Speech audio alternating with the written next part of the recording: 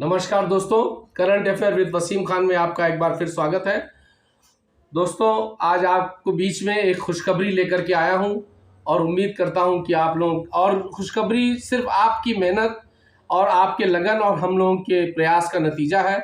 इससे पहले मैं खुशखबरी आपको बताऊं, आप लोगों ने अगर हमारे चैनल को सब्सक्राइब नहीं किया है तो प्लीज़ इस चैनल को सब्सक्राइब कर दीजिए। आप ही के लिए संघर्ष किया जाता है और इस चैनल को सब्सक्राइब करके इसका बेल आइकॉन दबाइए, शेयर करिए, लोगों से बताइए।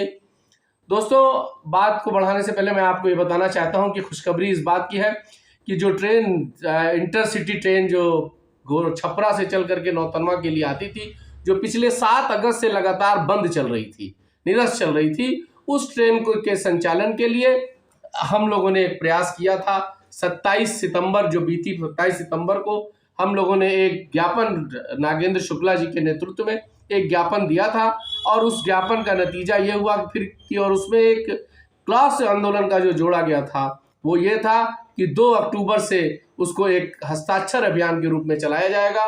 आंदोलन की शुरुआत थी और 2 अक्टूबर से नौतनवा रेलवे स्टेशन पर हस्ताक्षर अभियान चला और उस हस्ताक्षर अभियान में लोगों ने बढ़ चढ़कर हिस्सा लिया, नेताओं ने हिस्सा लिया, तमाम सामाजिक संगठनों ने हिस्सा लिया, व्यापार मंडल ने हिस्सा लिया और उसका नतीजा ये रहा कि 3 अक्टूबर से वो ट्रेन पुनः एज इट इज चलने लगी।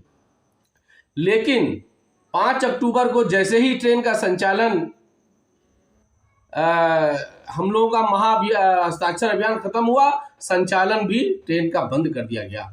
तो मुझे और क्षेत्र के लोगों ने लगा और इस पर एक वीडियो भी हमने बनाया था कि हर काम के लिए अब आंदोलन लगता है, हम लोग को करना पड़ेगा।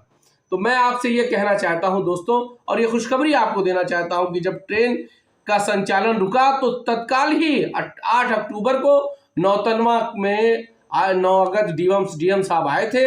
जिला अधिकारी महोदय को नागेंद्र शुक्ला और हम लोगों ने मिलकर के एक ज्ञापन सौंपा था कि इंटरसिटी को एज इट इज कर दिया जाए। अगर छपरा में कोई काम हो रहा है, अगर छपरा में कोई दिक्कत हो रही है तो ट्रेन को गोरखपुर से नौतनवा के लिए चलाई जाए, ट्रेन को क्यों बंद किया जाएगा। और उसका परिणाम और उसका नतीजा और उसके लिए खुशखबरी ये निकली कि कल 14 अक्टूबर से वो ट्रेन सीवान और छपरा के बीच में एक स्टेशन है एकमा स्टेशन से वो नौतनवा के लिए पुनः एज इट इज चलाई जाएगी। जो निरस्तीकरण था 28 अक्टूबर तक का, वो आपके प्रयास से और आप लोगों की जानकारी के हिसाब से, मतलब आप लोग के सहयोग से वो प्रयास ठीक हुआ, सफल हुआ और ट्रेन का संचालन पुनः शुरू हो गया। दोस्तों, इसलिए ये कहना चाहता हूँ कि आपकी लड़ाई और आपके मुद्दों की लड़ाई और सामाजिक मुद्दों की लड़ाई हम लोग लड़ रहे हैं।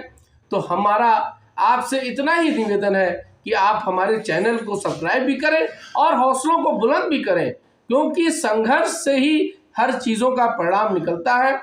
और दूसरी चीज़ यह है कि ये काम जनप्रतिनिधियों का है मित्रों, लेकिन कोई जनप्रतिनिधि आपके इस समस्या को न देखने वाला है न सुनने वाला है, और संघर्ष की कोख से ही परिणाम निकलते हैं।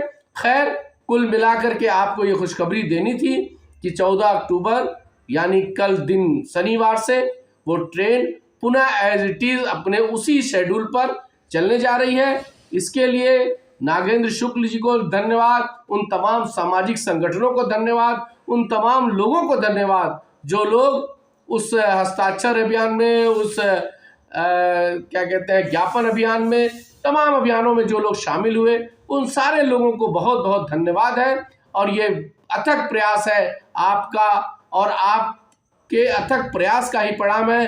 डीएम साहब का को धन्यवाद है।